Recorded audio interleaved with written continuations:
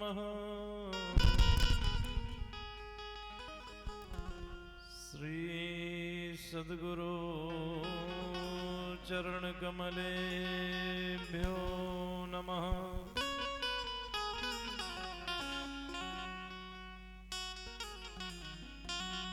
ध्येयं सदा परिभवग्नमभीष्टदोहम् तीर्थास्पदं शिवविरञ्चिनुतं शरण्यम् भृत्यार्तिहं प्रणतपालभवाब्धिपूतं वन्दे महापुरुषते चरणारविन्दम्।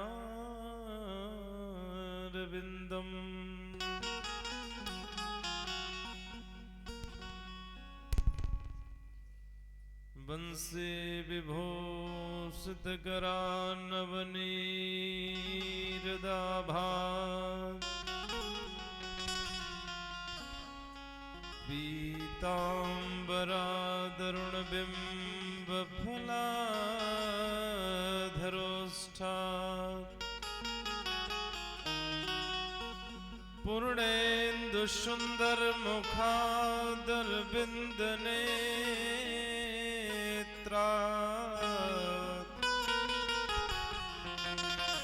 कृष्णात् परं किमपि त्वमहं न जाने।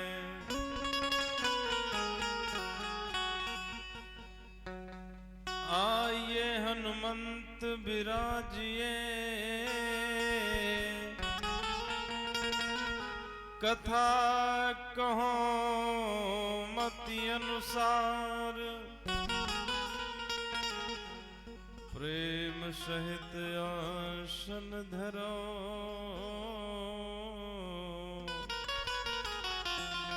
विराजहूं पवन कुमार।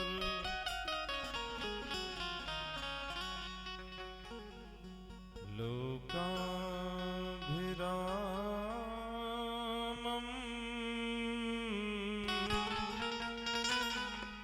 रणरंगधीरम्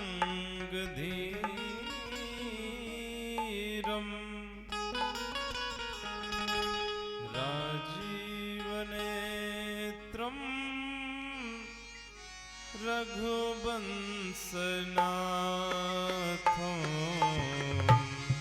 कारुण्यरूपं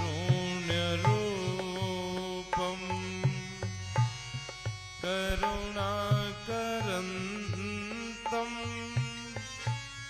श्रीरामचन्द्रं शरणं प्रपद्ये। श्रीरामचन्द्रं शरणं प्रपद्ये। श्रीरामचन्द्रं शरणं प्रपद्ये।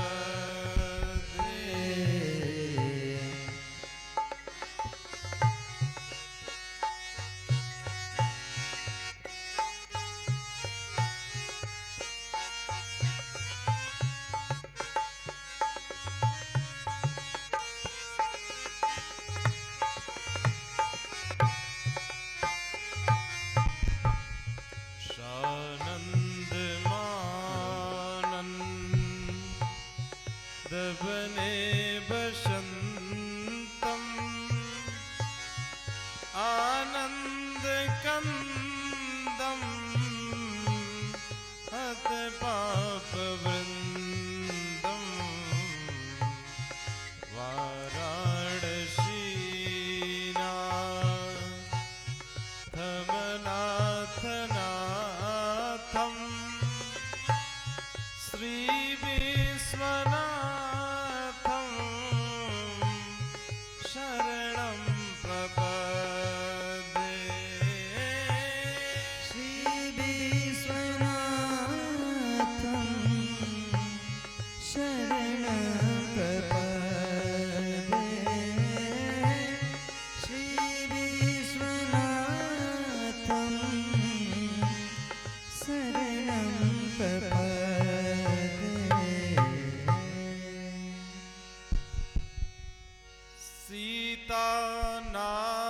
समारंभा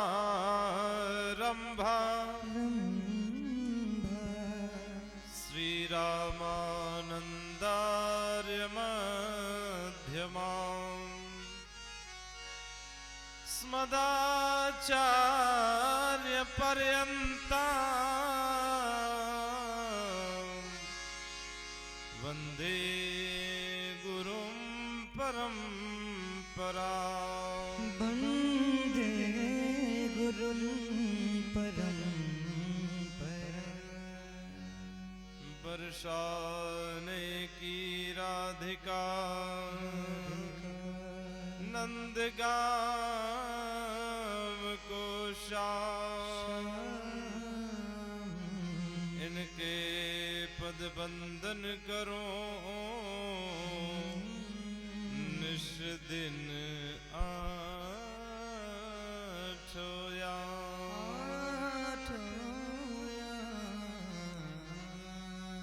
बोले बाल गोविंद भगवान की जय हो।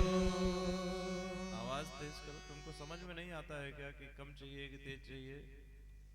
हाँ?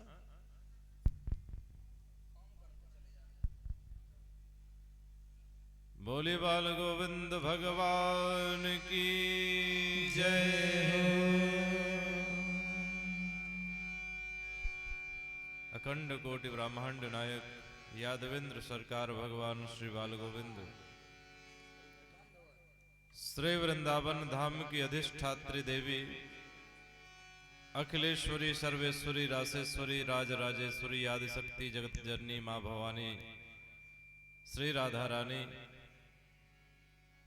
अनंत बलवंत संत श्री हनुमंत लाल जी महाराज मंच पर मंचस्थ संगीतज्ञ भाई बंधु इस ज्ञान गंगा को प्रवाहित करने का माध्यम बनाया बाल गोविंद भगवान ने जिनको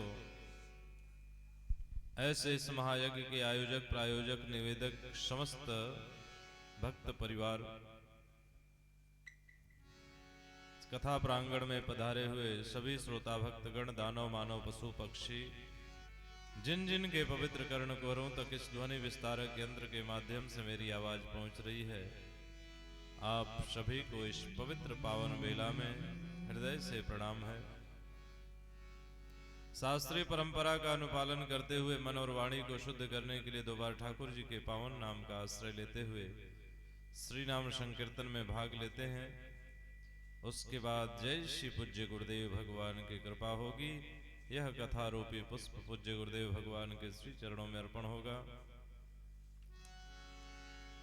तो राग से अनुराग से योग से वियोग से जैसे भी हो सके भगवान ठाकुर जी के पावन नाम की सेवा करें। बोलिए बाल गोविंद भगवान की जय हो। गोविंद मेरो है गोपाल मेरो है, गोपाल मेरो है, गोविंद मेरो है गोपाल मेरो है, गोविंद मेरो है गोपाल मेरो है, गोविंद मेरो है गोपाल मेरो है, गोविंद मेरो है गोपाल मेरो है। श्री बाके बिहारी नंदलाल मेरो है, श्री बाके बिहारी नंदलाल मेरो है, श्री बाके बिहारी नंदलाल मेरो है, श्री बाके बिहारी नंदलाल मेरो है, गोविंद मेरो है गोपाल मेरो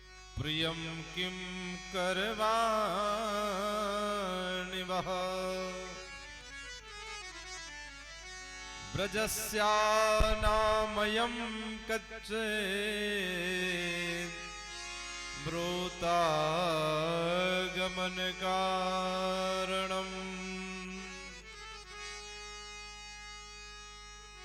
कल भगवान के दिव्य महाराष्ट्र की लीला का दर्शन किया आप लोगों ने, और बाबा श्री सुखदेव जी कहते हैं कि हे राजन, भगवान ने गोपियों के साथ जब महाराज किया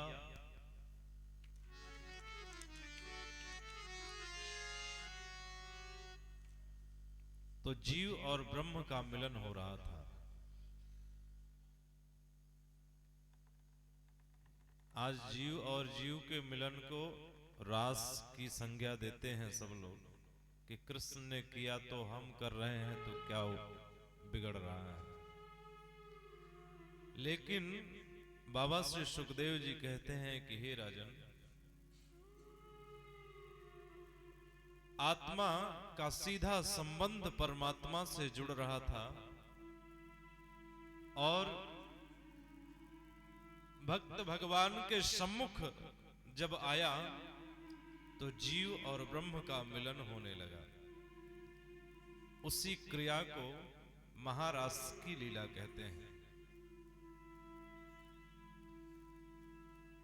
बाबा श्री कहते हैं कि गोपियों को काफी आश्चर्य हुआ, लेकिन फिर भी गोपियां जब कृष्ण के प्रेम में पागल हो गई तो भगवान ने सब गोपियों को स्वीकार कर लिया। धीरे धीरे समय बीता है, कंस को ये समझ में आ रहा था कि मेरा काल तो अभी भी जीवित है, आखिर कोई रास्ता मिल नहीं रहा है जिससे मैं अपने काल को नष्ट कर सकूं।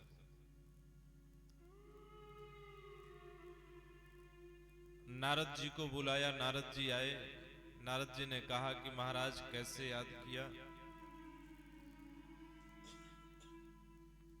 तो कंस ने कहा कि गुरुदेव, सारे प्रयत्न करके थक गया हूं, अब कोई रास्ता समझ में नहीं आ रहा है। लगता है कि मेरी मृत्यु निश्चित हो गई है।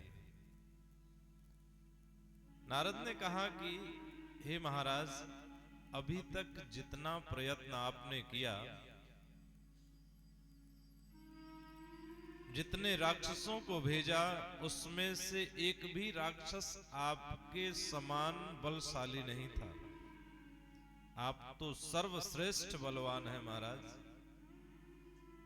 और मुझे ये पूर्ण विश्वास है कि यदि आपका काल आपके सम्मुख आ जाए तो निश्चय ही आप अपने काल को समाप्त कर देंगे, क्योंकि आपके जैसा बलवान इस संसार में दूसरा नहीं है। तो कंस ने कहा कि गुरुदेव एक बात बताइए, आखिर मेरा काल आएगा ही क्यों? तो नारद जी बोले कि मथुरा में धनुष यज्ञ का आयोजन करवाओ, और उसी धनुष यज्ञ में कृष्ण और बलराम दोनों को निमंत्रण दे करके बुलाओ। बोले निमंत्रण लेके कौन जाएगा महाराज? तो भगवान नारद जी ने कहा कि अक्रूर जी को भेजो, और वही निमंत्रण लेकर के जाएंगे। उनके अलावा दूसरा कोई अगर यदि गया तो निमंत्रण देने के बाद भी वो निमंत्रण स्वीकार नहीं होगा। तो कंस ने अक्रूर जी को बुलाया और बुला करके कहा कि मथुरा में धनुष यज्ञ का आयोजन हो रहा है, और ये निमंत्रण लेकर के जाओ, नंद बाबा को देना, और उनसे कहना कि कृष्ण और बलराम दोनों को धनुष यज्ञ में बुलाया गया है। अक्रूर जी तो कंस के महामंत्री हैं, तो अक्रूर जी जान रहे हैं कि ये कंस क्यों बुला रहा है। अक्रूर जी को तो सब पता है, लेकिन अक्रूर जी विचार कर रहे हैं कि यदि आकाशवाणी की बात झूठी हुई और कृष्ण भगवान का अवतार नहीं हुआ तो ये कंस कृष्ण को मार देगा।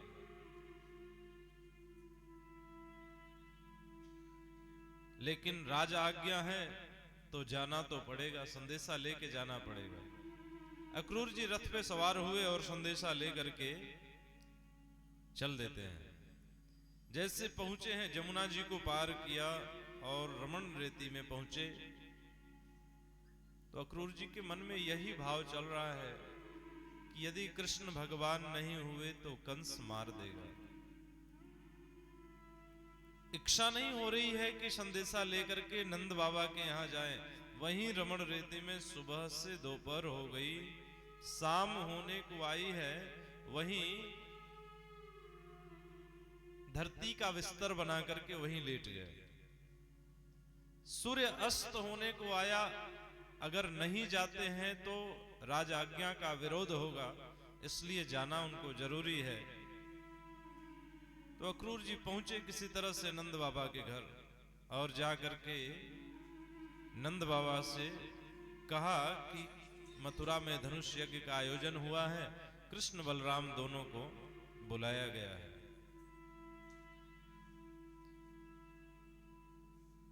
नंद बाबा ने कहा कि हे अक्रूर जी, आज तक मेरा लाला कभी भी कहीं अकेले नहीं गया है और आप लेने आए हो महाराज, तो हम कैसे कहें कि वो आपके साथ जाएगा। कभी उसे हमने अपने से दूर नहीं किया और उसके लिए तो हम अपना सारा कार्य त्याग देते हैं महाराज, लेकिन मैं अपने पुत्र को अपने से दूर नहीं छोड़ सकता। शाम हो गई, गैया को लेकर के भगवान जब वापस आए तो अक्रूर जी का रथ देखा, पहुंच गए। जाकर के अक्रूर जी से पूछने लगे कि बाबा कैसे आना हुआ। अक्रूर जी ने कहा कि लाला, मथुरा में धनुष यज्ञ का आयोजन हुआ है और उस धनुष यज्ञ में तुम्हें और बलराम दोनों को बुलाया गया है। कृष्ण ने कहा कि ठीक है बाबा, हम भी चलेंगे, घबराए नहीं, सुबह का इंतजार करिए, प्रातः काल की बेला में धनुष यज्ञ का दर्शन करने के लिए हम भी मथुरा चलेंगे। लेकिन बाबा एक बात बताओ, जब आप आ रहे थे तो क्या एक बार भी देवकी वसुदेव का संदेशा नहीं मिला तुम्हें? एक बार भी देवकी और वसुदेव ने मिलने के लिए नहीं बुलाया आपको? अक्रूर जी ने कहा कि लाला, जब मैं आ रहा था तो वसुदेव जी और देवकी मैया दोनों का संदेशा मिला था। देवकी ने कहा था कि जाकर के लाला से कह देना कि अगर कंस को मार करके इस कारागार से हमें मुक्त करा सकता है तो उसे इस धनुष यज्ञ में आने की जरूरत है, और यदि कंस का वध नहीं कर सके मेरा लाला तो कहना कि आधी उम्र जेल की काल कोठरी में पार हो गई, आधी वो भी पार हो जाएगी, लेकिन उसे मथुरा आने की जरूरत नहीं है।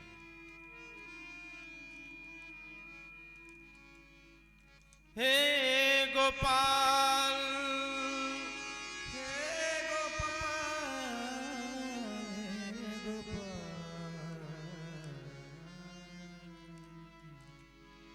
हे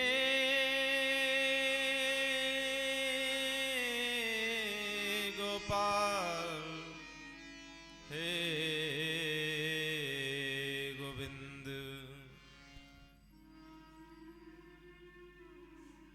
आधी रात बीत गई, ना तो नंद बाबा को नींद आ रही है, ना तो मैया यशोदा सो रही हैं। सबको सुबह का इंतजार है, न जाने सुबह क्या होने वाला है। किसी को खबर नहीं है कि कल का सूरज क्या लेके आएगा। सब लोग पूरी रात बैठ करके आपस में बातें करते रहे। अगले दिन सुबह हुआ और जैसे सवेरा हुआ भगवान ने अक्रूर जी से कहा कि काका आओ चलो मथुरा चलते हैं। जाकर के रथ पे सवार हो गए। दाऊ भैया और कन्हैया दोनों रथ पे सवार हो गए। अक्रूर जी रथ को जब लेके जाने लगे, मैया यशोदा ने पीछे से आवाज लगाया, लाला। अक्रूर जी ने कहा कि कन्हैया एक बार मैया को देख तो लो, एक बार मिल लो, फिर चलते हैं। भगवान ने कहा कि हे काका, यदि मैं मैया से मिलने जाऊंगा ना तो फिर मथुरा नहीं जा पाऊंगा। मैया कन्हैया को आवाज लगाती हैं, रे कन्हैया, रे कन्हैया, कन्हैया।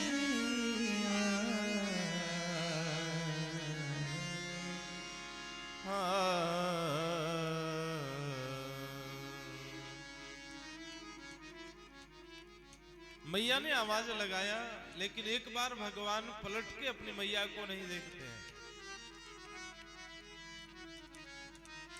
मैया यशोदा कहती हैं कि रे कन्हैया,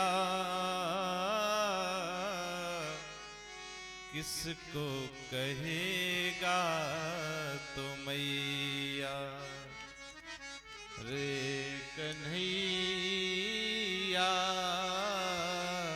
किसको कहेगा तू मैया, रे कन्हैया, किसको कहेगा तू मैया, रे कन्हैया, किसको कहेगा तू मैया, जिसने तुझको जन्म दिया तू, जिसने तुझको पाला, कन्हैया, किसको कहेगा तू मैया, कन्हैया, किसको कहेगा तू मैया। एक ने तुझको जन्म दिया रे, एक ने तुझको जन्म दिया रे, एक ने तुझको पाला,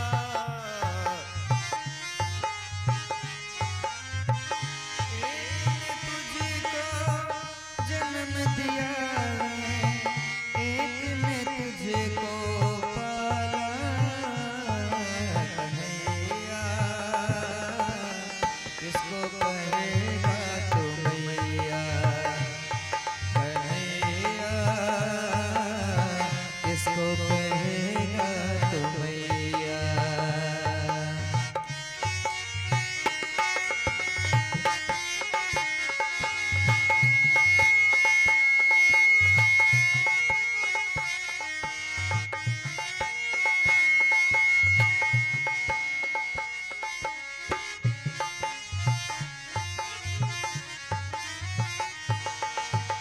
किसको कहेगा तू मैया, किसको कहेगा तू मैया, किसको कहेगा तू मैया, किसको कहेगा तू मैया।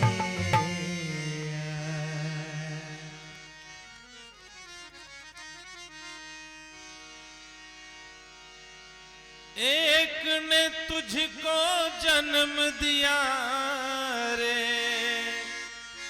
एक ने तुझको पाला, रे कन्हैया, किसको कहेगा तो मैया,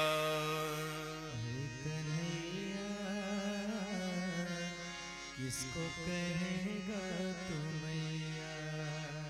सब ग्वाल बाल दौड़ के गए हैं और जाकर के गोपियों से कहते हैं कि कृष्ण हम सबको छोड़ के मथुरा जा रहे हैं। किसी गोपी को कोई खबर नहीं है कि कृष्ण हमेशा के लिए मथुरा जा रहे हैं। गोपियां दौड़ी दौड़ी राधा रानी के पास गईं और जाकर के राधा से कहती हैं कि हे राधा, जिसके सहारे हमारा जीवन यहां ब्रिज में था, आज वही पालनहार छोड़ के जा रहा है। राधा ने कहा कि आओ चलो सब मिल करके उसे रोकती हैं। सब गोपियां जाकर के रथ के सामने लेट जाती हैं। तू काहे गोकुल गईला, जब जइबा सबे विसार के विसार के विसार के, अतना बता दे बबुआ यमुना पार के, अतना बता दे बबुआ यमुना पार के। तू काहे गोकुल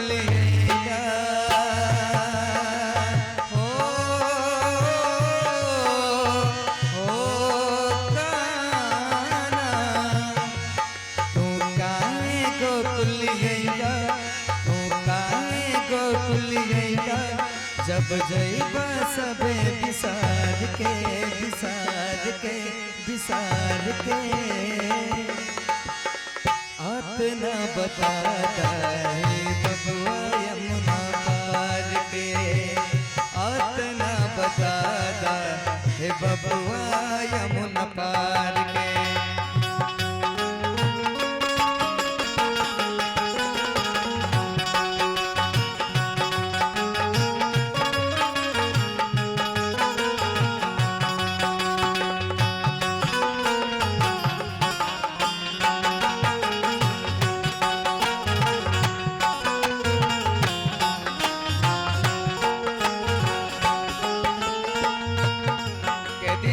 प्रश्न करती हैं, जन्म लेहते गोकुल तू चली अइला, यशोदा के दूध दियला नंद गोदी खिलाला, यशोदा के दूध दियला नंद गोदी खिलाला। गोपियां अपनी विरह वेदना व्यक्त करती हैं कन्हैया से। जन्म लेहते गोकुल तू चली अइला, यशोदा के दूध दियला नंद गोदी खिलाला, यशोदा के दूध दियला नंद गोदी खिलाला। राधिका के हालत देखा, गोपियन के दशा निरेखा,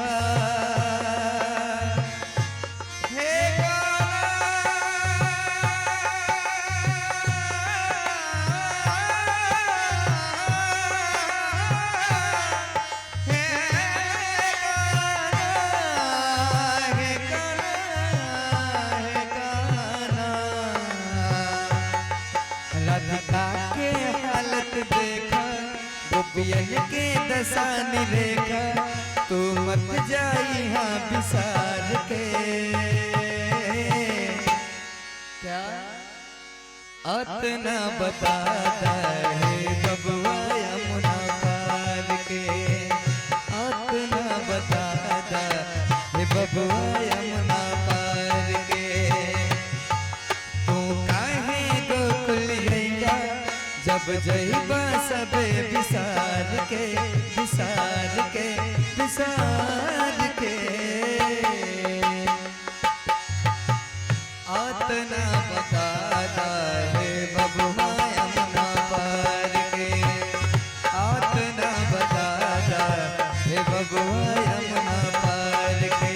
हे बबुआ यमुना पार के, हे बबुआ यमुना पार के, हे बबुआ यमुना पार के, हे बबुआ यमुना पार के,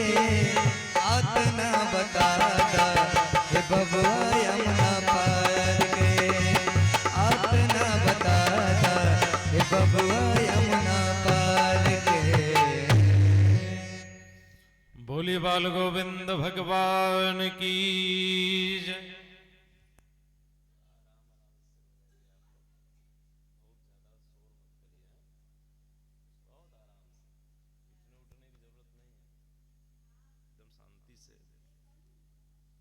कथा का मतलब आनंद होता है।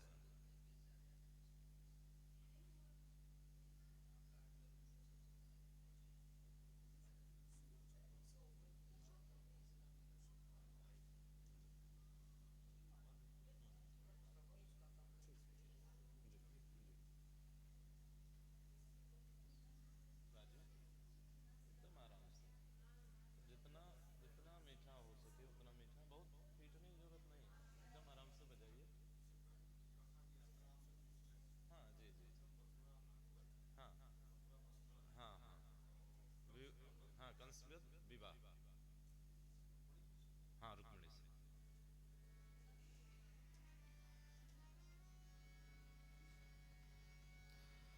हे गोपाल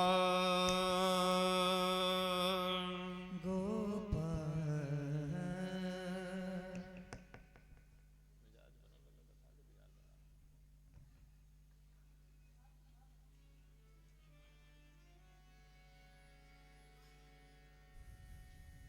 श्री कृष्ण गोविंद हरे मुरारी, हे नाथ नारायण वासुदेवा। श्री कृष्ण गोविंद हरे मुरारी, हे नाथ नारायण वासुदेवा। श्री कृष्ण गोविंद हरे मुरारी, हे नाथ नारायण वासुदेवा। श्री कृष्ण गोविंद हरे मुरारी, हे नाथ नारायण वासुदेवा। श्री कृष्ण गोविंद हरे मुरारी, हे नाथ नारायण वासुदेवा। हे नाथ नारायण वासुदेवा, हे नाथ नारायण वासुदेवा, हे नाथ नारायण वासुदेवा। श्री कृष्ण गोविंद हरे मुरारी, हे नाथ नारायण वासुदेवा। श्री कृष्ण गोविंद हरे मुरारी, हे नाथ नारायण वासुदेवा। हे नाथ नारायण वासुदेवा, हे नाथ नारायण वासुदेवा। बोले बाल गोविंद भगवान की जय। किं नु नः कुशलं पृक्षे, एधमाने कुलामये।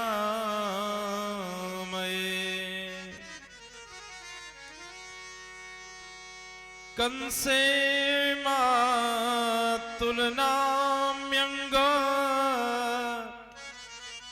स्वानां नस्तत्प्रजासु च। गोपियां रथ के सामने जाकर के लेट जाती हैं और गोपियां भगवान से कहती हैं कि हे गोविंद, यदि जाना ही था तो ये प्रेम का डोर क्यों बना करके क्यों बनाया आपने, और जानते जाते कम से कम एक बार बता के तो जाते हैं।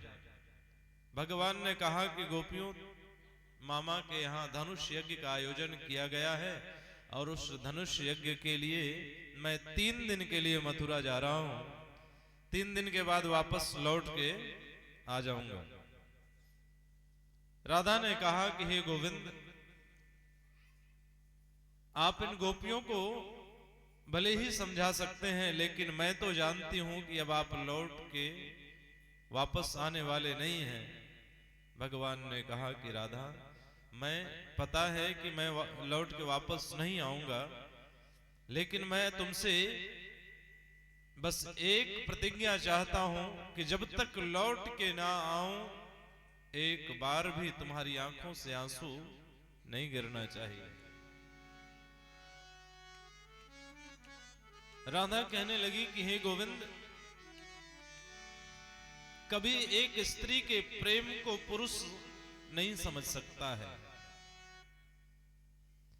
आप तो अपने मन की व्यथा कहीं इधर उधर कह के अपना दर्द कम कर भी सकते हैं, लेकिन मैं तो एक स्त्री हूं ना।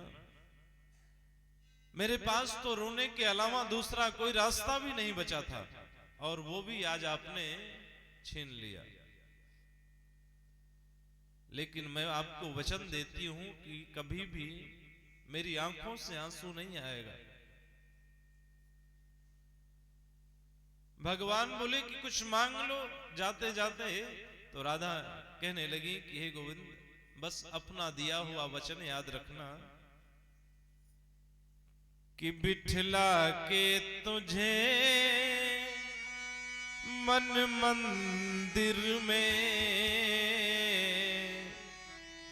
याद करो जब आपने वरदान दिया था कि बिठला के तुझे मन मंदिर में, नित आरती भव्य उतारा करूं। आप जाने हो, लेकिन आपकी छवि मेरे हृदय से नहीं जानी चाहिए, ये वरदान देते हुए जाना। भगवान ने कहा कि हे राधा, जब भी कभी मुझे याद करोगी मैं तुम्हारे सम्मुख जरूर दर्शन देने आऊंगा। भगवान गोपियों से विदा लेकर के चल देते हैं।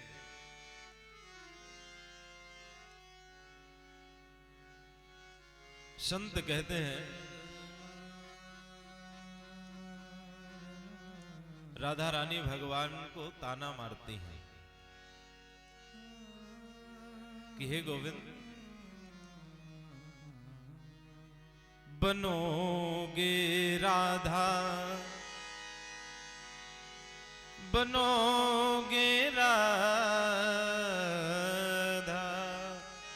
बनोगे राधा तो ये जानोगे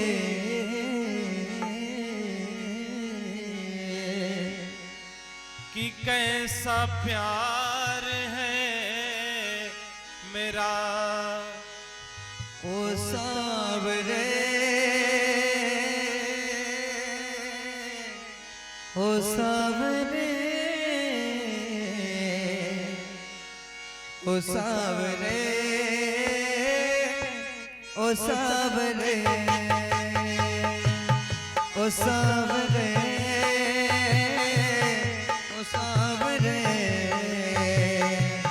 ओ सावरे, ओ सावरे, बनोगे राधा, राधा, राधा, बनोगे राधा तो ये जानोगे कि कैसा प्यार है मेरा। ओ सावरे, ओ सावरे, ओ सावरे, ओ सावरे। कहते हैं लोग क्या होती प्रतीक्षा है, क्या पीड़ा होती है, कितना जलता है दिल जब आंखें रोती हैं। क्या होती प्रतीक्षा है, क्या पीड़ा होती है, कितना जलता है दिल जब आंखें रोती है। क्या होती प्रतीक्षा है, क्या पीड़ा होती है, कितना जलता है दिल जब आंखें रोती हैं। बहेंगे आंसू, बहेंगे आंसू तो ये जानोगे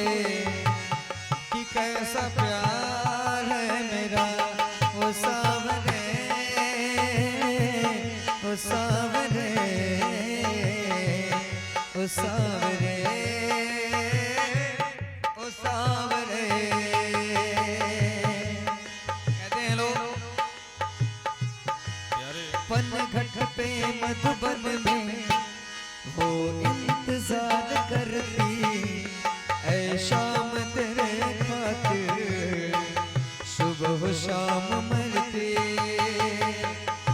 कह दी गोपियां छोड़ेंगे न हम तेरा साथ ओ कान्हा मरते दम तक, मरते दम नहीं सात जन्म तक, सात जन्म नहीं जन्म जन्म तक छोड़ेंगे न हम तेरा साथ ओ कान्हा मरते दम तक। पनघट पे मधुबन में वो इंतजार करती ऐ शाम तेरे खातिर सुबह शाम मरती। करोगे इंतजार इंतजार इंतजार, करोगे इंतजार तो ये जानोगे कि कैसा प्यार है मेरा ओ सावरे, ओ सावरे, ओ सावरे, ओ सावरे, ओ सावरे, ओ सावरे, ओ सावरे।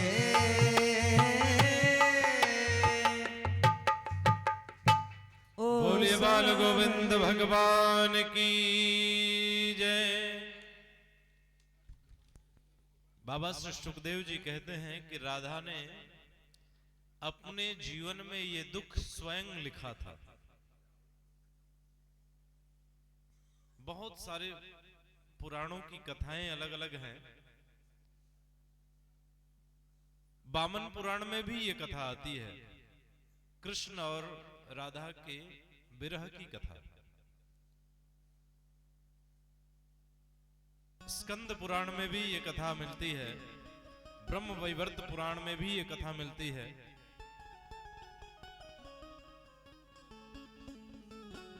बाबा श्री सुखदेव जी कहते हैं कि एक बार भगवान शिव और पार्वती, मैया पार्वती दोनों एक साथ बैठे हुए थे और मैया पार्वती ने भगवान शिव से कहा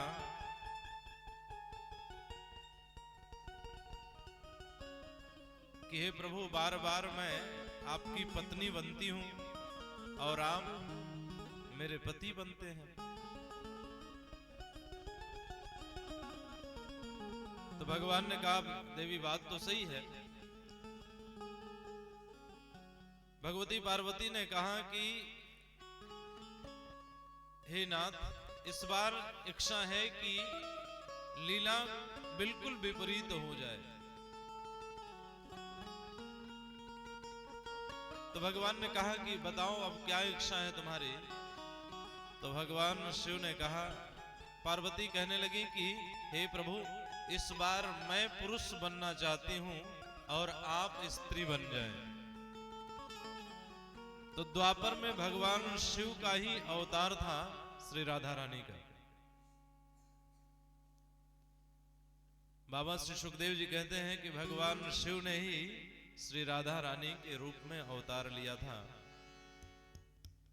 और कृष्ण का संयुक्त अवतार भगवान श्री शिव के कारण भगवती पार्वती ने लिया था। देवी भागवत में भी यह कथा मिलती है कि भगवती पार्वती कृष्ण के रूप में आई और भगवान शिव श्री राधा रानी के रूप में आए थे। विष्णु पुराण और श्रीमद् भागवत महापुराण की कथा कहती है कि योग माया ने अवतार लिया था और योग माया ही श्री राधा रानी थी और भगवान श्री हरि नारायण की जो साक्षात आराध्या और शक्ति हैं वही योग माया श्री राधा रानी के रूप में धरती पर अवतरित हुई थी। वियोग क्यों हुआ इसकी कथा कल की सत्र में चर्चा करेंगे, लेकिन आज थोड़ा सा यहीं से आगे बढ़ते हैं। बाबा श्री कहते हैं कि हे राजन, भगवान और राधा में बहुत सारी चर्चाएं हुई, बहुत सारी बातें हुई। राधा ने कहा कि आप कभी जीवन में जब राधा या किसी स्त्री के प्रेम में पड़ेंगे ना, जब कभी स्त्री का रूप धारण करके यदि आप किसी के प्रेम में पड़ेंगे तो आपको समझ में आएगा कि स्त्री के हृदय में कितना कष्ट और कितना दर्द सहना पड़ता है उसे। और ये लीला भगवान ने कब करी? जब समुद्र मंथन हुआ था। भगवान स्त्री का रूप बना करके मोहिनी अवतार धारण किए। बोले मोहिनी नारायण भगवान की जय। आज श्री राधा रानी भगवान से कहती हैं कि हे गोविंद, जाओ लेकिन अपना वचन याद रखना कि जब भी मैं आपको याद करूं, आपकी छवि मेरे हृदय में प्रकट हो जानी चाहिए। भगवान विदा लेकर के चल देते हैं। इधर अक्रूर जी के मन में बहुत सारी शंकाएं हैं। अक्रूर जी कहते हैं कि यदि कृष्ण भगवान नहीं हुआ तो कंस मार डालेगा। आकाशवाणी कहती है कि कंस का काल धरती पर अवतार ले चुका है। यदुवंशी कहते हैं कि भगवान तारनहार आए हैं। नंद बाबा कहते हैं कि मेरा लाला पैदा हुआ है। सबकी अपनी अपनी मानसिकता और अपनी अपनी धारणाएं हैं। भगवान कहते हैं कि अगर ऐसे ही सबके विचार रहेंगे तो मैं तो उतने में ही बट जाऊंगा। अक्रूर जी बोले कि कन्हैया, यदि थोड़ी देर तुम रथ पे बैठ जाओ तो मैं जमुना जी आया हूं तो स्नान भी करता चलूं। तो भगवान ने कहा कि ठीक है काका, आप जाओ स्नान करके आओ, तब तक हम रथ पे बैठे हैं। अक्रूर जी चले हैं स्नान करने के लिए। और जैसे ही अक्रूर जी स्नान करने के लिए जमुना जी में गोता लगाया है, भगवान समझ रहे हैं कि अक्रूर जी के जैसा भक्त इस संसार में होना बड़ा ही मुश्किल है महाराज। भक्त तो बहुत हुए, लेकिन अक्रूर जी के जैसा कोई भक्त नहीं हुआ। बाबा श्री सुखदेव जी कहते हैं कि जब से महाराज कंस ने आज्ञा दी कि जाओ कृष्ण और बलराम को लेकर के आओ, तब से अक्रूर जी का ध्यान भगवान श्री कृष्ण की पावन छवि पर पड़ा। और मथुरा से नंद भवन तक गए, लेकिन एक बार भी उनका ध्यान उनके चरणों से अलग नहीं हुआ। पूरी रात गोविंद के श्री पावन पद्मों में उनके ध्यान लगे रहे, नींद नहीं आई। अगले दिन लेकर के भगवान को जब चले हैं, जमुना जी के पास तक आ गए, लेकिन फिर भी अक्रूर जी का ध्यान एक बार भी विचलित नहीं होता है। बार बार अक्रूर जी के मन में यही प्रश्न आ रहा है कि यदि कृष्ण भगवान का अवतार नहीं हुआ तो कंस मार डालेगा। भगवान ने कहा कि ठीक है, अगर ऐसी बात है तो जैसे ही अक्रूर जी ने जमुना जी में स्नान करने के लिए गोता लगाया, वैसे ही जल के अंदर भगवान ने अपने चतुर्भुज स्वरूप का दर्शन करा दिया। बोले चतुर्भुज नारायण भगवान की। अक्रूर जी को मन में शंका हुई कि बार बार मैं यही सोच रहा हूं, हो सकता है कि ये मेरा भ्रम हो। अक्रूर जी सोचने लगे कि जल के अंदर मैं डुबकी लगाया तो जल के अंदर कन्हैया अंदर कैसे आकर के मुझे दर्शन देगा। झट से घबरा के बाहर निकले, लेकिन बाहर जब निकल करके देखते हैं तो भगवान रथ पर बैठे हैं। दोबारा से जब डुबकी लगाया है, भगवान समझ रहे हैं कि अभी भी अक्रूर जी को विश्वास नहीं हुआ है। दोबारा से जैसे ही अक्रूर जी ने जल के अंदर डुबकी लगाया, भगवान ने अपने विराट रूप का दर्शन कराया है। बोलिए विराट पुरुष भगवान की जय। भगवान विराट रूप का दर्शन कराते हैं और उसी समय अक्रूर जी से कहते हैं कि हे काका, आप निश्चिंत हो जाए महाराज, मेरा अवतार ही कंस वध करने के लिए हुआ है। अक्रूर जी स्नान करके वापस रथ पे जाकर के विराजमान हुए। रथ मथुरा नगरी में प्रवेश किया है। कन्हैया ने अक्रूर जी से कहा कि काका, भैया की इच्छा हो रही है मामा का नगर देखने की। अच्छा, भगवान करते स्वयं हैं, लेकिन किसी भी कार्य का रिजल्ट स्वयं नहीं बनते हैं, माध्यम किसी न किसी को बना ही देते हैं। बाबा श्री कहते हैं कि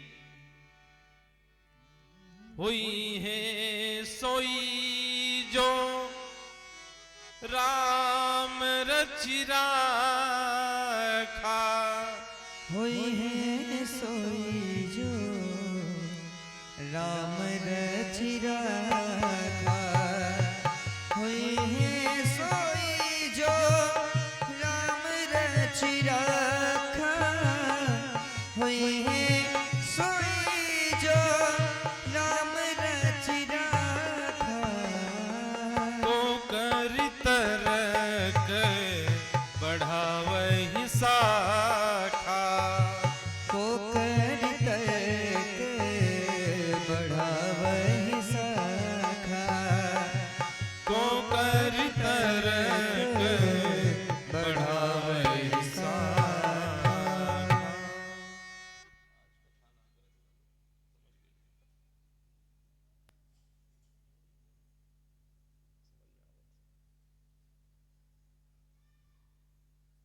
बोले बाल गोविंद भगवान की जय। बाबा कहते हैं कि भगवान की जो इच्छा है होता आखिर वही है, लेकिन माध्यम कोई न कोई बन ही जाता है। याद करिए त्रेता की वो घटना,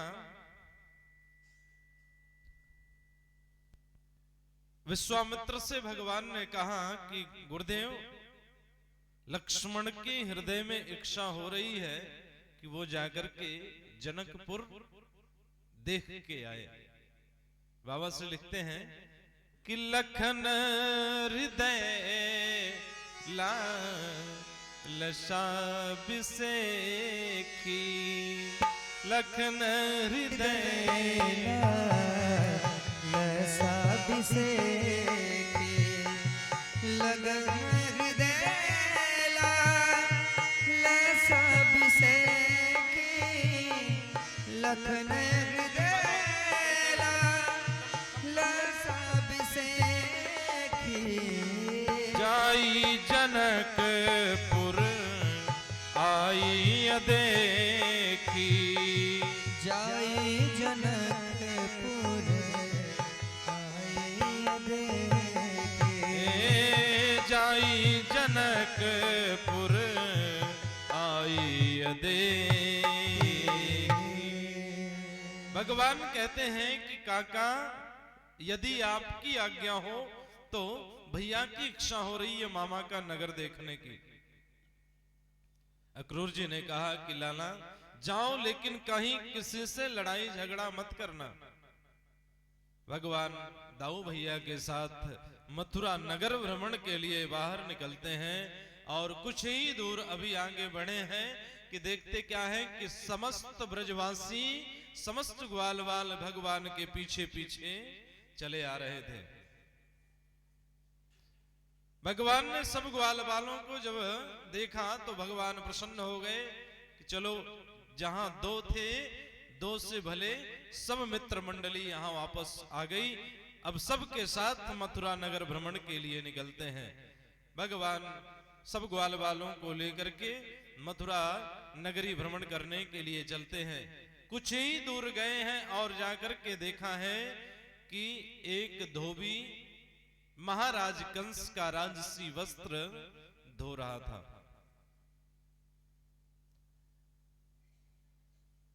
ग्वाल वालों ने कृष्ण से कहा कि कन्हैया, एक दिन तुमने कहा था कि कभी अगर अवसर आया, कभी मौका मिला तो सब ग्वाल वालों को राजसी वस्त्र पहनाऊंगा। हे गोविंद, देखो सामने एक धोबी राजसी वस्त्र धो रहा है और ये तुम्हारे मामा का नगर है, तो तुम्हारे मामा का ही होगा, दूसरे का तो हो नहीं सकता है। एक काम करो, उस धोबी से थोड़ी देर के लिए उन राजसी वस्त्रों को मांग लो और हम पहन के अपनी इच्छा को पूर्ण कर लेते हैं। भगवान गए और जा करके उस धोबी से कहा कि भैया, थोड़ी देर के लिए इन राजसी वस्त्रों को हमें दे देते तो मैं अपने मित्रों की इच्छा को पूर्ण कर देता, और जैसे ही इनकी इच्छा पूर्ण हो जाएगी मैं ये राजसी वस्त्र तुम्हें वापस लौटा दूंगा। धोबी ने कहा कि कभी राजसी वस्त्र देखा है जो पहनने चले आए? अरे जाओ ग्वाल बाल, दूध दही बेचने वाले, घर घर घूम करके दूध और दही बेचने वाले आ गए राजसी वस्त्र पहनने के लिए। भगवान को क्रोध आया और धोबी को एक लात खींच के मारा और वहीं उस धोबी का प्राणांत हो गया। बोलिए बाल गोविंद भगवान की जय हो।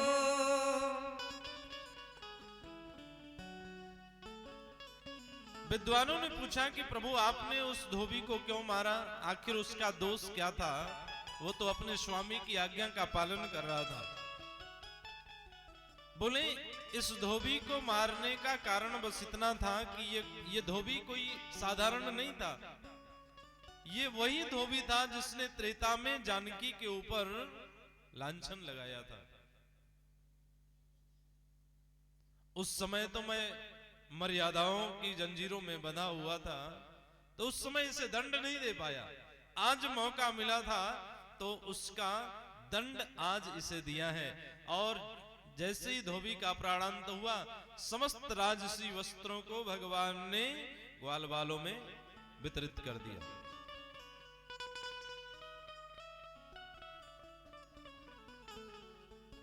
भगवान सब ग्वाल वालों के साथ मथुरा नगर भ्रमण करने के लिए जब आगे बढ़े तो जाकर के कुछ दूर जब आगे गए हैं तो देखते क्या है कि एक सुंदर बड़ा ही मनोहर दृश्य सामने दिख रहा है। एक स्त्री हाथ में चंदन की कटोरी लिए हुए, एक हाथ में लाठी और पीठ पर कुबर निकला हुआ है। एक हाथ में लाठी और दूसरे हाथ में चंदन की कटोरी है। लोगों से छिपते छिपाते चली जा रही है। भगवान ने पीछे से आवाज लगाया कि अरे ओ सुंदर देवी, कहां भागी चली जा रही हो? एक बार तनिक ठहर तो जाओ। अब कुबरी को यह समझ में आया कि कोई मेरा बड़ा ही व्यंग्यात्मक तरीके से उपहास कर रहा है। आज तक किसी ने उसे इस प्रकार से नहीं कहा था। सो जैसे ही कानों में आवाज गई उसी क्षण वो रुक जाती है और रुक करके पूछने लगी कि लाला कौन हो तुम? और जैसे ही कुबरी के नेत्र भगवान के नेत्र से स्पर्श हुए, महाराज दृष्टि जैसे ही स्पर्श हुई, उस स्त्री के मन में आकर्षण के जैसा प्रेम उत्पन्न होने लगा। कहने लगी कि हे प्रभु, हे लाला, कौन हो तुम? और तुम्हें देख करके मन में बड़ा अजीब सा भाव आ रहा है। भगवान ने कहा कि देवी, तुम्हारे जैसा सुंदर कोई दूसरा इस संसार में नहीं है। कुबरी कहने लगी कि लाला कुछ और कह लेते, आज तक किसी ने ऐसा मजाक नहीं किया था मेरे साथ जो उपहास तुम मेरा बना रहे हो। कन्हैया ने कहा कि देवी, मैं सत्य कह रहा हूं, आपके जैसा सुंदर तो पूरे संसार में नहीं है। अच्छा, अपनी बड़ाई सबको प्रिय लगती है ना? मुड़ी हिलाइए। अगर कोई नाराज हो जाए, 10 मिनट जम के उसकी बड़ाई करो, देखो 10 मिनट के बाद 11वां मिनट वो अपने से बोल देगा। तो बाबा श्री कहते हैं, अच्छा ये ट्रिक कभी कभी मैं भी अपनाता हूं।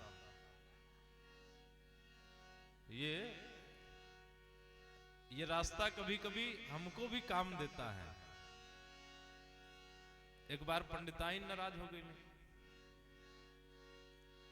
नाराज भइले तो आप समझे में ना हो कि मनाई कैसे उनके। कहे कि हम कुल लेके जाता ही अपने नैहरे। हम कहली देवी, अब तो उससे सुंदर तो शायद या धरती पर केहू ना बा।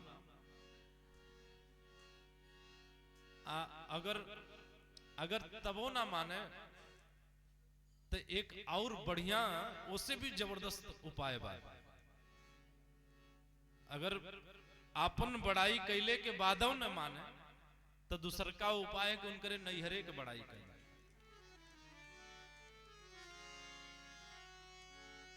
है ना? तो कभी कभी ये ट्रिक काम आता है और बड़े अच्छे तरीके से लोग इसको समझते भी हैं। बोली बाल गोविंद भगवान की जय। भगवान ने कहा कि देवी, तुमसे सुंदर कौन है इस संसार में? और उसी समय कुबरी ने कहा,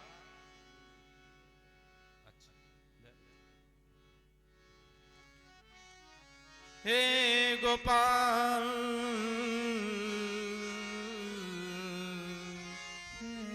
हे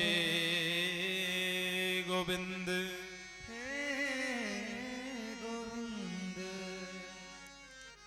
बाबा श्री कहते हैं कि जैसे ही भगवान ने कुबरी की थोड़ी सी बड़ाई करी, उसी समय कुबरी कहने लगी कि हे गोविंद, हे लाला, अगर कहो तो मैं तुम्हें चंदन का तिलक कर दूं।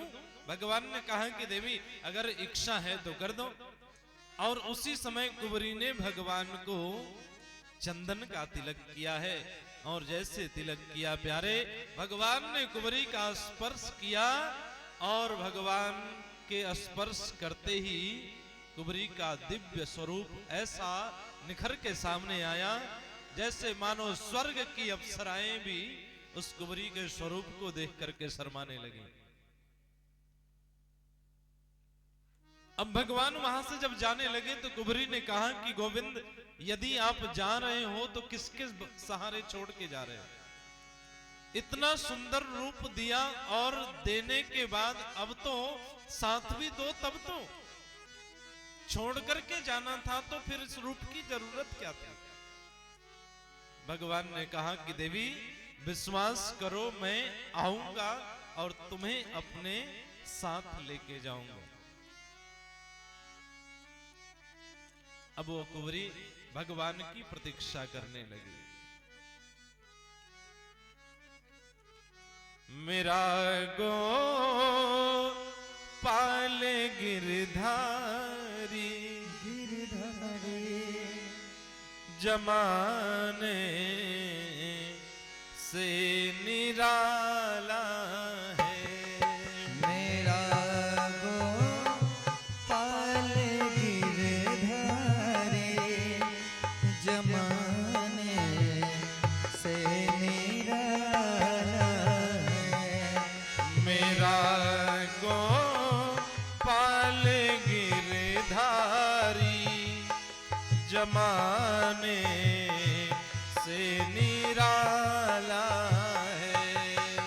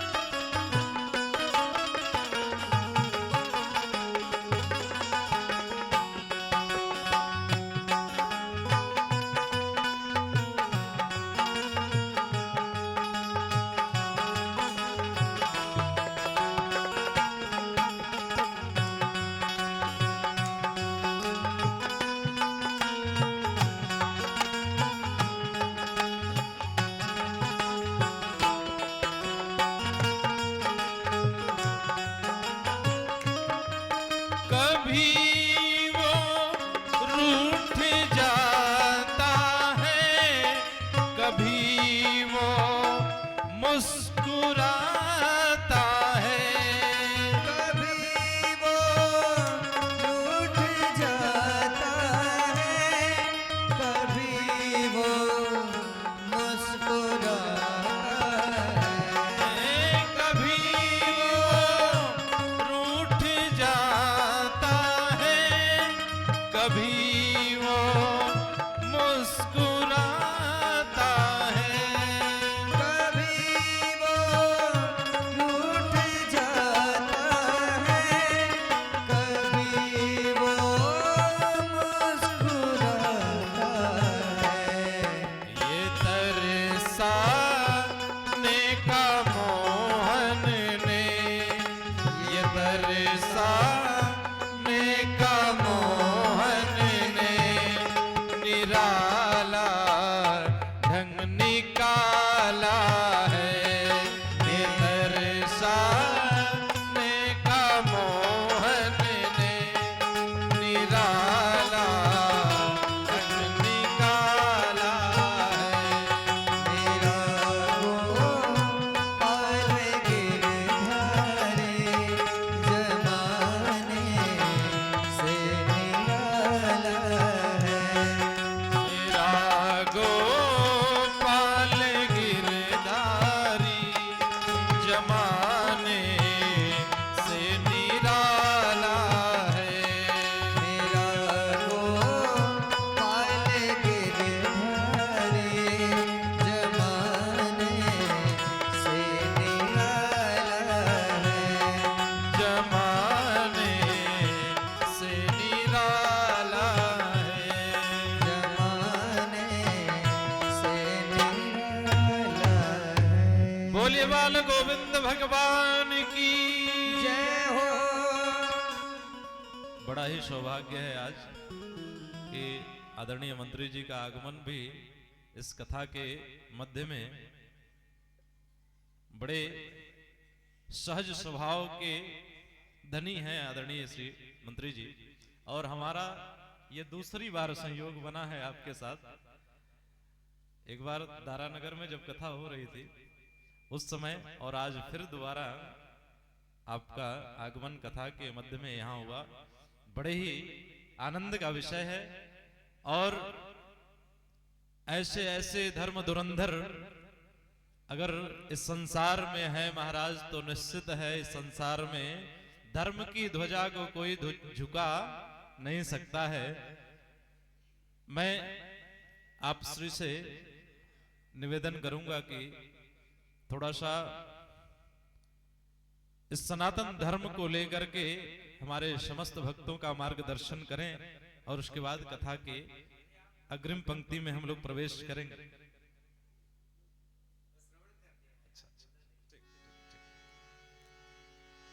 बोले बाल गोविंद भगवान की जय।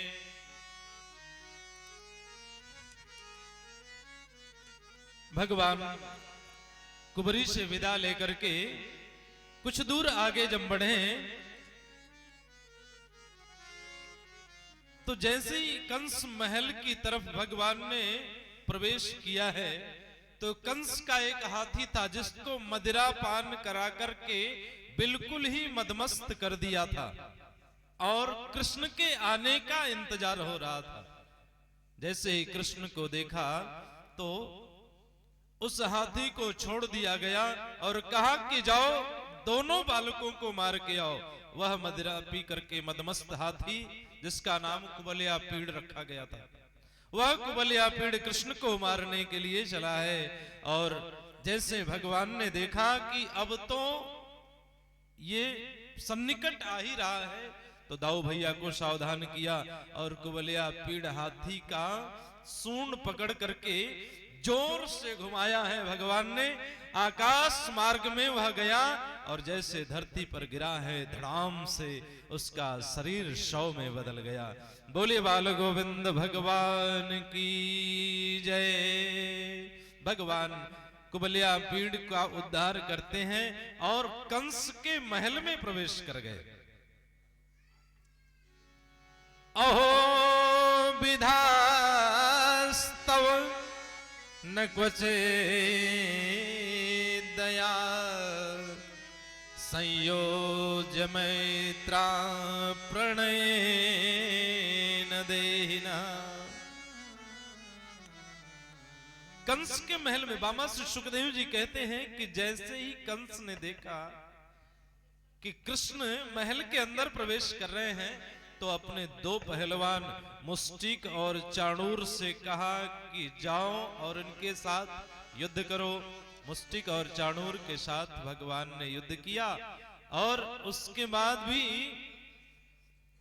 मुष्टिक और चाणूर के साथ जैसे युद्ध हुआ भगवान का, भगवान ने दोनों का उद्धार किया है। कंस को लगा कि जब ये मुष्टिक और चाणूर जैसे पहलवान को मार सकता है तब तो निश्चित है कि यही मेरा काल है और मुझे बचाने वाला अब दूसरा कोई नहीं है। कंस भागने लगा और भागते भागते अपने माया के शीश महल में प्रवेश करता है। बाबा श्री कहते हैं कि उस शीश महल की विशेषता है महाराज कि एक व्यक्ति 100 रूपों में दिखता है। कंस जैसे उस महल में प्रवेश किया, एक कंस के जगह पे 100 कंस दिखाई देने लगे। अब भगवान के समझ में बात नहीं आ रही है कि आखिर कौन से कंस का वध करना है। तो भगवान तो स्वयं मायापति हैं, अब उनके साथ यदि कोई माया करे तो ये तो उसकी ही मूर्खता है ना। भगवान ने अपने स्वरूप का, अपने विग्रह का विभाजन करना शुरू किया और 100 कृष्ण तत्काल प्रकट हो गए। भगवान कहते हैं कि आओ, एक एक कंस के साथ युद्ध हुआ और जैसे ही कंस की माया समाप्त हुई उतने ही क्षण में भगवान ने कंस का उद्धार कर दिया। बोलिए बाल कृष्ण भगवान की।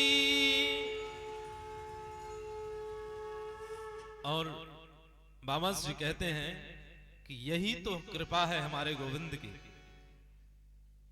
वो जो भक्त हैं उनके ऊपर कृपा तो करते ही हैं, लेकिन जो उनसे द्वेष करते हैं, जो उनको प्रेम नहीं भी करते हैं, उनके ऊपर भी ऐसी कृपा करते हैं महाराज कि उसे भी अपना सबसे प्रिय धाम दे देते हैं। कल की कथा में हम लोगों ने चर्चा किया था थोड़ा कि जैसे पूतना भगवान को मारने के लिए गई तो भगवान ने उसी से प्रश्न किया, उसी से पूछ दिया कि मैया तुम्हें बताओ कौन सा लोक, कौन सी गति दूं। पूतना कहने लगी कि नहीं प्रभु, मैं आपसे क्या मांगू, मांगने के लिए तो मेरे पास ऐसा कोई पुण्य भी नहीं है। भगवान कहते हैं ले भे गतिम धात्र्युचितां ततोन्यम कमुवा दयालुम शरणं व्रजेमा। भगवान ने कहा कि जाओ मेरे सबसे प्रिय गोलोक धाम में निवास करो। जिस धाम में यशोदा को जाना है, जिस धाम में देवकी को जाना है, वहां जाकर के निवास करो। हे मैया, काम तो तुमने भी वही किया है।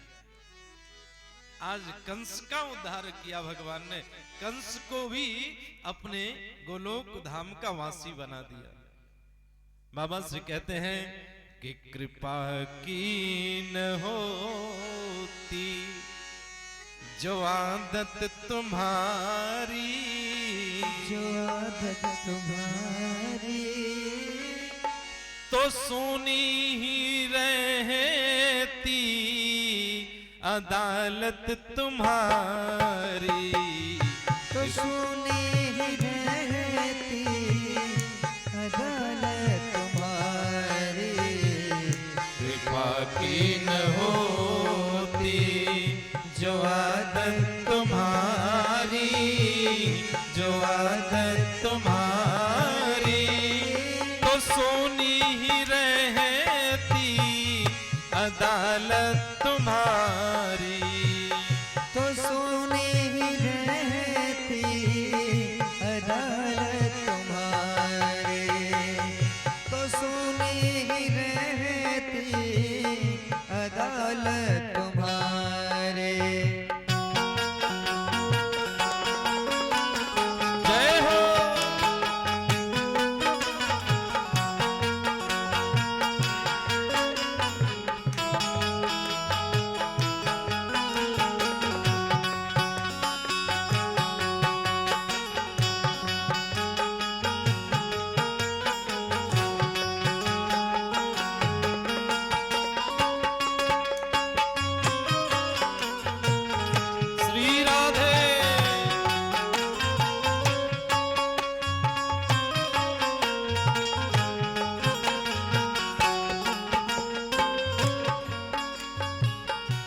मुलजिम ही होते न तुम होते हाकिम, न मुलजिम न होते न तुम होते हाकिम। साधक कहता है न मुलजिम ही होते न तुम होते हाकिम, न मुलजिम न होते न तुम होते हाकिम। न तुम होते हाकिम, न मुलजिम ही होते न तुम होते हाकिम, न घर घर में होती इबादत तुम्हारी, न घर घर में होती इबादत तुम्हारी कोई बाकी न होती। जो आदत तुम्हारे जो आदत तुम्हारे कसों में ही रहती अदालत तुम्हारी, कसों में ही रहती अदालत तुम्हारी।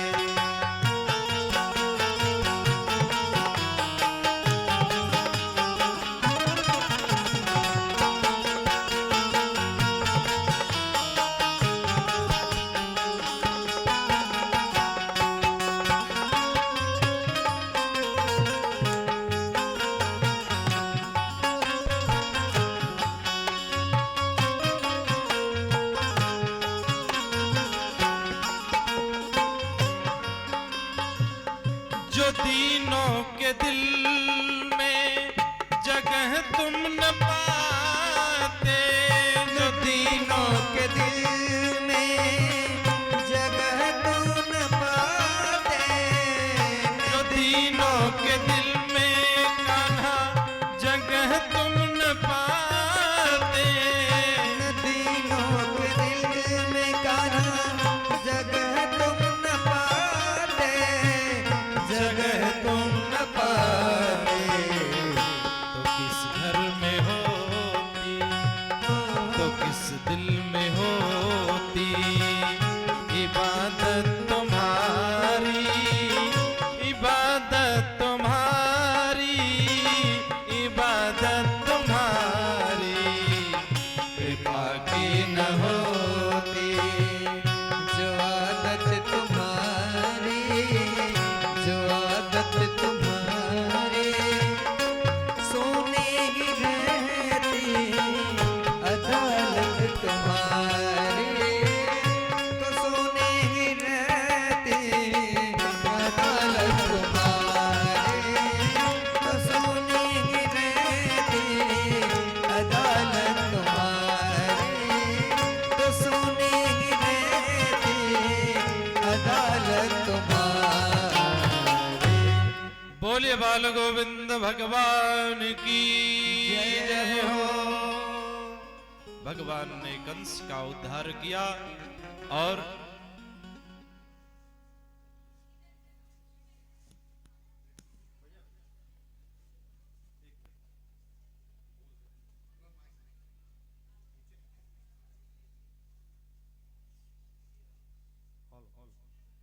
माइक चालू करो। हेलो, हम सबके बीच परम सौभाग्य का विषय है कि हम सबके बड़े ही चिरपरिचित और जनता से जिनका सीधा लगाव आपको आप शिक्षा के भी क्षेत्र में अग्रणी पंक्ति में रहे हैं। संप्रति आप डीएवी इंटर कॉलेज के प्रधानाचार्य हम सबके बड़े भाई डॉक्टर दयाशंकर मिश्र दयालु, आप बहुत ही कर्तव्यनिष्ठ उत्तर प्रदेश मंत्रिमंडल में एक अंग के रूप में माननीय मुख्यमंत्री जी के सपनों को साकार करने का विभाग आपका रहा है। मैं चाहूँगा भाई संतोष जी से, जो इस कार्यक्रम के बड़े ही करता धरता हैं, इनके पीछे मैं हमेशा खड़ा रहता हूँ कि इनको हमेशा एक ताकत के रूप में हमारे बड़े भाई ओम प्रकाश जी भी मौजूद हैं। मैं चाहूँगा कि डॉक्टर दया शंकर मिश्र दयालु जी का अंग वस्त्रम प्रदान करके संतोष जी स्वागत करें। हरा हरा मैं महाराज श्री से निवेदन करूंगा कि हमारी इस सभागार में उपस्थित शख्सियत डॉक्टर दया शंकर मिश्र दयालु जी का स्वागत करें, अभिनंदन करें, वंदन करें। हाँ, फोटो ले लीजिए, फोटो ले लिया आपने?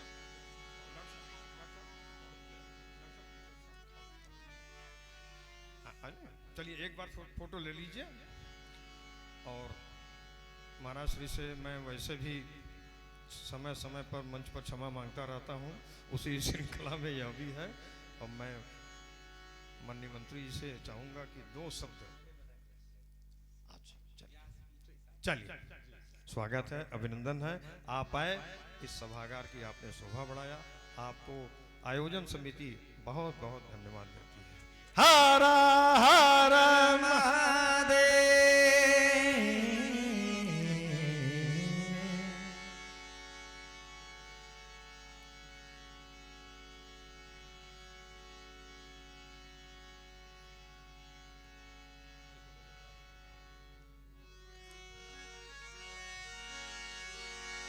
ये दिल तेरा दीवाना, ये दिल तेरा दीवाना कि जीना लगे, सावरे नहीं जाना कि जीना लगे, सावरे नहीं जाना कि जीना लगे। ये दिल तेरा दीवाना, ये दिल तेरा दीवाना कि जीना लगे, सावरे नहीं जाना कि जीना लगे, सावरे नहीं जाना कि जीना लगे। बड़े अच्छे भाव हैं, जो तुम कहोगे वही मैं करूँगा, तुमसे ये है मेरा वादा। जो तुम कहोगे वही मैं करूँगा, तुमसे ये है मेरा वादा। ये दिल तेरा दीवाना, ये दिल तेरा दीवाना कि जीना लगे।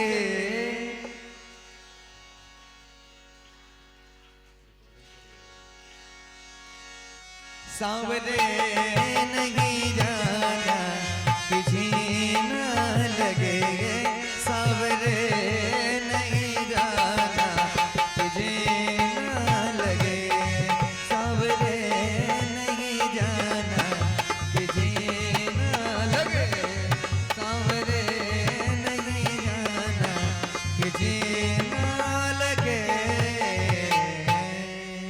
बोलिए बाल गोविंद भगवान की जय हो।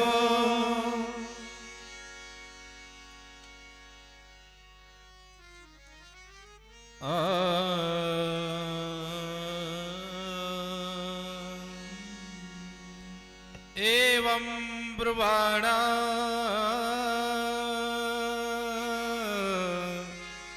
विरहतुरा भृशम्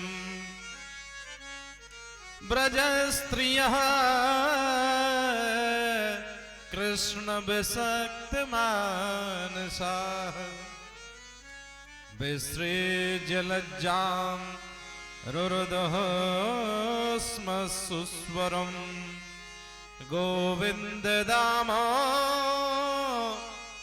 माधवेति।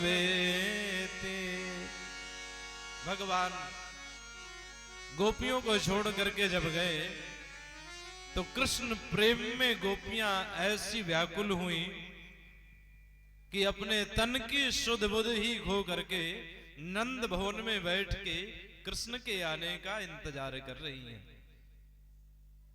इधर भगवान ने कंस का वध किया तो सबसे पहले अपने नाना श्री के पास महाराज उग्रसेन से मिलने के लिए चले हैं और महाराज उग्रसेन को कारागार से मुक्त किया। उनको लेकर के देवकी और वसुदेव के पास गए। देवकी और वसुदेव को कारागार से मुक्त किया। देवकी ने कहा कि लाला, सुना है कि तुम भगवान हो और भगवान तो जो चाहे कर लेता है। भगवान तो जो चाहे करता है और आज तो तूने कंस को मार करके ये सिद्ध ही कर दिया कि तुम्हारा अवतार हुआ है। भगवान ने कहा कि मैया बात तो सही है, मैं भगवान का ही अवतार हूं, लेकिन अगर तुमने पहचान ही लिया तो मांगो आज कुछ वरदान, बड़ा ही दुख झेला है तुमने। तो देवकी कहने लगी कि लाला, मेरे 6 पुत्र मुझे वापस ले आकर के दे दो। मैं उन पुत्रों के वियोग में बरसों से तड़प रही हूं। हे कृष्ण, यदि तुम्हें अपनी मैया से तनिक भी स्नेह है तो मेरे 6 पुत्रों को ला करके मुझे वापस दे दो। भगवान ने कहा कि ठीक है मैया, यदि ऐसी बात है तो मैं 6 पुत्रों को ला करके वापस दे तो दूंगा, लेकिन जैसे ही तुम्हारे अंदर वात्सल्य प्रेम प्रकट होगा और तुम उन 6 पुत्रों को स्तनपान कराना शुरू करोगे ना, उसी समय 6 के 6 पुत्र अदृश्य हो जाएंगे। इसलिए वात्सल्य भाव प्रकट नहीं होना चाहिए। तुम्हारे अंदर वो मातृत्व का प्रेम नहीं आना चाहिए, तुम्हारे 6 पुत्र जीवित रह जाएंगे। भगवान ने देवकी के 6 पुत्रों को बाल रूप में जैसे गए थे वैसे ही ले आकर के उनकी गोद में डाल दिया और मैया की गोद में जैसे नन्हा सा बालक आया, उनके अंदर फिर से वही वात्सल्य भाव प्रकट हुआ और झट से मैया उन लाला को स्तनपान कराने के लिए अपने सीने से लगाती है और उतने ही देर में 6 के 6 पुत्र अंतर ध्यान हो गए। बोलिए बाल गोविंद भगवान की जय हो। उग्रसेन ने कहा कि हे कृष्ण, तुमने मथुरा पर विजय प्राप्त की है, इसलिए मथुरा का राज्य आज से तुम्हारा है। तुम्हारा राज्याभिषेक करके तुम्हें मथुरा का राजा बनाया जाए। कृष्ण ने कहा कि हे नाना, मुझे आपकी गद्दी नहीं चाहिए। आप यहाँ के राजा पहले भी थे और आज भी है महाराज। आपकी गद्दी किसी ने छीन लिया था, वो मैंने आज आपको वापस कर दिया है। कंस के मृत्यु का समाचार जब पता चला जरासंध को कि मेरे बहनोई कंस का वध कृष्ण ने किया है, तो कृष्ण को मारने के लिए कंस ने 17 बार आक्रमण किया और बार बार मथुरा पर उसका आक्रमण करना भगवान को शंका में डालने लगा। जितनी बार वो आक्रमण करता था उतनी बार भगवान उसे परास्त करके वापस लौटा देते थे, लेकिन जब 17 बार जरासंध ने आक्रमण किया तो भगवान को लगने लगा कि बार बार इसका परास्त होना कहीं न कहीं बहुत बड़े व्यूह की रचना है। तो भगवान ने विश्वकर्मा को बुलाया और कहा कि हे विश्वकर्मा, द्वारिकापुरी का निर्माण करो महाराज, अब समय आ गया है द्वारिका में जाने का। और भगवान के कहने पर द्वारिकापुरी का निर्माण हुआ। समस्त मथुरा वासियों को रातों रात भगवान द्वारिका में पहुंचा देते हैं। अगले दिन मथुरा का राजद्वार बंद कर दिया गया और जैसे राजद्वार बंद हुआ, जरासंध अपने मित्र काल यवन के साथ मिल करके मथुरा पर आक्रमण कर देता है। अच्छा, काल यवन को वरदान था कि जो उससे युद्ध करने के लिए जाएगा ना, सामने वाले की आधी शक्ति काल यवन के अंदर चली जाएगी। अब काल यवन आकर के मथुरा के राजद्वार के पास जोर जोर से ललकारने लगा। हम भैया करें क्या? भगवान ने कहा कि ठीक है, एक काम करो,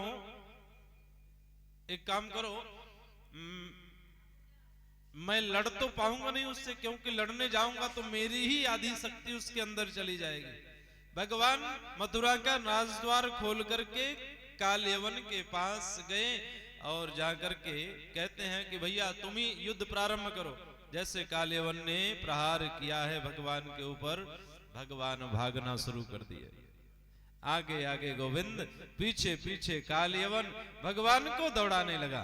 तो भगवान का एक नाम पड़ा है रणछोड़ भगवान। बोलिए रणछोड़ भगवान की जय। अब भगवान भागते भागते अब जाएं कहां? कहीं भी जाएंगे काल यवन आएगा जरूर। तो वहीं प्रवर्षण पर्वत की गुफा में महाराज मुचकुंद सो रहे थे। तो भगवान प्रवर्षण पर्वत की गुफा में घुस गए और महाराज मुचकुंद को सोते हुए जब देखा तो अपना पीतांबर उतार करके महाराज मुचकुंद को ढक लिया है। भगवान जाकर के छिप जाते हैं और जैसे ही काल यवन अंदर प्रवेश किया तो देखता है कि कृष्ण का पीतांबर तो एक लात खींच के मारा है। उतने देर में महाराज मुचकुंद की आंख खुली और जैसे ही दृष्टि पड़ी है काल यवन जल करके भस्म हो गया। बोले बाल गोविंद भगवान की जय।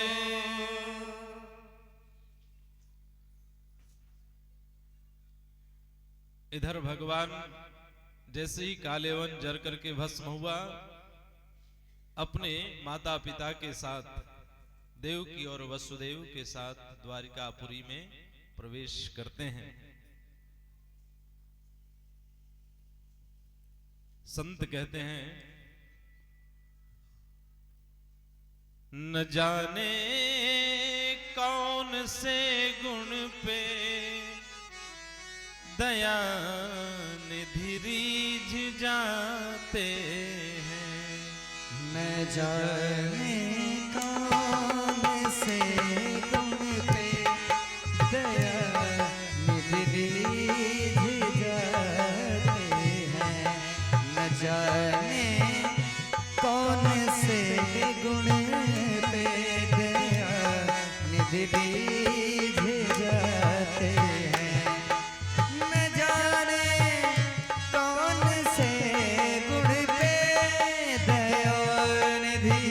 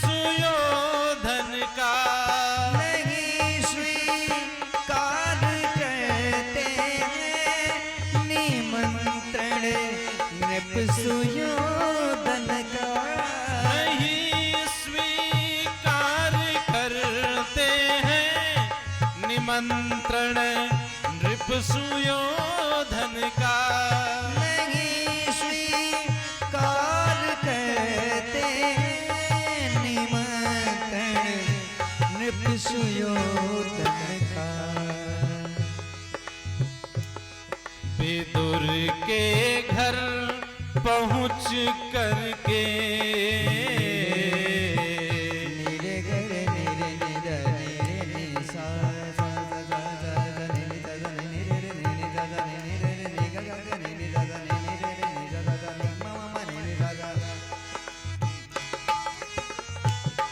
विदुर के घर पहुँच करके भोग छिलकों का लगाते हैं।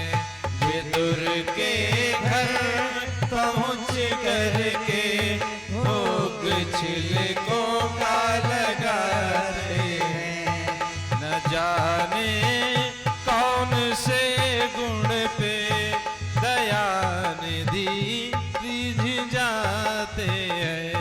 न जाने कौन से गुण पे दया निधि रिझ जाते हैं। न जाने कौन से गुण पे दया निधि रिझ जाते हैं।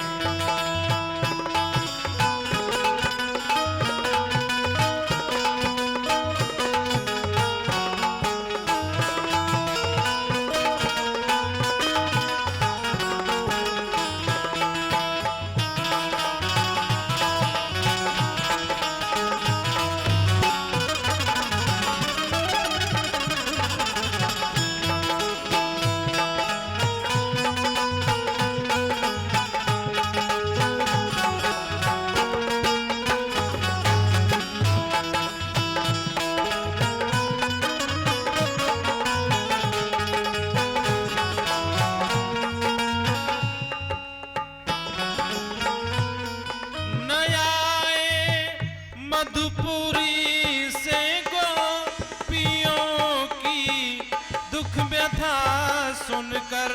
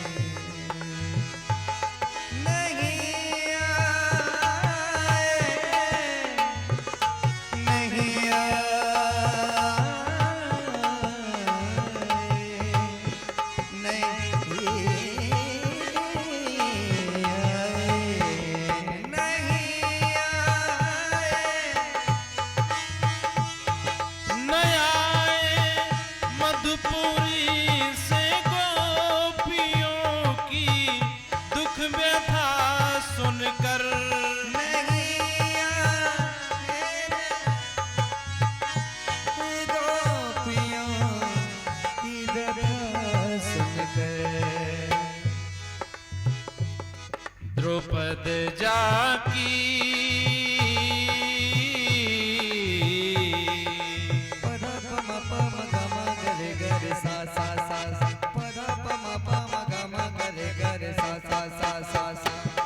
द्रौपद जाकी व्यथा पर द्वारिका से दौड़े आते हैं। न जाने कौन से गुण पे दया निधि रिझ जाते हैं। न जाने कौन से गुण पे दया निधि रिझ जाते हैं। दया निधि रिझ जाते हैं। दया निधि रिझ जाते हैं। बोली बाल गोविंद भगवान की जय हो। भगवान द्वारिका में प्रवेश किए और वसुदेव जी ने कहा कि हे लाला, अभी तुम्हारी उम्र बहुत छोटी है और हमारे कुल की परंपरा रही है कि ऋषि संदीपनी के यहाँ विद्या अध्ययन के लिए जाया जाता है। तो दोनों भाई ऋषि संदीपनी के यहाँ विद्या अध्ययन के लिए जाओ और वहां से विद्या अध्ययन करके वापस लौटना। सारथी दारूक साथ में गया है। भगवान को रथ पर बैठा करके ऋषि संदीपनी के आश्रम लेके जाने लगा। कुछ दूर अंदर गए हैं, जब ऋषि संदीपनी का आश्रम सन्निकट आने लगा तो भगवान ने देखा कि किसी के रोने की आवाज आ रही थी। तो भगवान दारूक से कहते हैं कि दारूक रथ को रोको, और जैसे रथ रुका तो भगवान ने कहा कि जाओ देख के आओ कौन व्यक्ति है जो रो रहा है। तो भगवान जैसे ही दारूक से कहते हैं, दारूक गया और जाकर के देखता है कि एक ब्राह्मण जिसके पांव में कांटे चुभे हुए हैं, और वो ब्राह्मण बैठ के अपने पांव को पकड़ के रो रहा है। दारूक लौट के आया और आकर के भगवान से कहता है कि हे प्रभु, कोई व्यक्ति है, कोई ब्राह्मण बालक है जो बैठ के रो रहा है, उसके पांव में कांटे चुभे हुए हैं। भगवान ने कहा कि कांटे चुभे हैं तो निकाल के आना चाहिए ना, मुझे बताने के लिए क्यों आए? निकाल तो तुम भी सकते हो ना। दारूक ने कहा कि प्रभु, मुझे रथ हाँकने के अलावा दूसरा कोई काम नहीं आता है, और मैं संसार के कांटे को निकाल तो सकता हूं, लेकिन जीवन में यदि कांटा लगा हो तो उस कांटे को तो आप ही निकाल पाएंगे नारायण। भगवान गए और जाकर के उस बालक से पूछते हैं कि लाला कौन हो तुम? तो उसने कहा कि भैया मेरा नाम सुदामा है।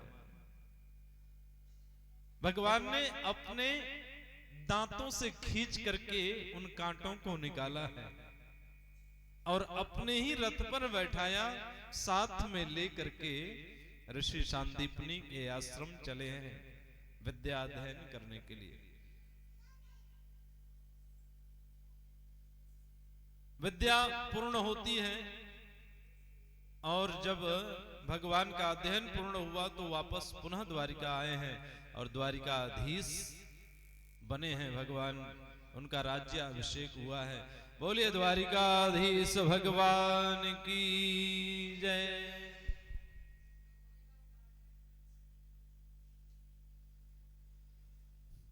हे गोपाल, हे गोपाल, हे गोपाल, हे गोविंद। भगवान द्वारिका के राजा बने हैं और धीरे धीरे समय बीतने लगा। एक दिन क्या हुआ कि भगवान को गोपियों की याद आ रही थी, और जब भगवान को गोपियों की याद आने लगी तो 2-3 दिन बीत गया, भगवान किसी से बात ही नहीं कर रहे थे। अब तो राजा बन गए हैं तो मंत्री भी होंगे उनके आसपास, सेवक भी होंगे, दास दासियां भी होंगी। 2-3 दिन जब बीत गया, भगवान किसी से बात नहीं कर रहे हैं, तो भगवान के मंत्री हैं श्री उद्धव जी महाराज। उद्धव जी पहुंचे हैं और जाकर के उद्धव जी ने पूछा कि हे गोविंद, आखिर बात क्या है? क्यों आप किसी से बात नहीं करते हैं? ना तो आप प्रेम से भोजन कर रहे हैं, ना तो समय से सो रहे हैं, ना तो राज दरबार में समय से आ रहे हैं। महाराज आखिर परेशानी क्या है, समस्या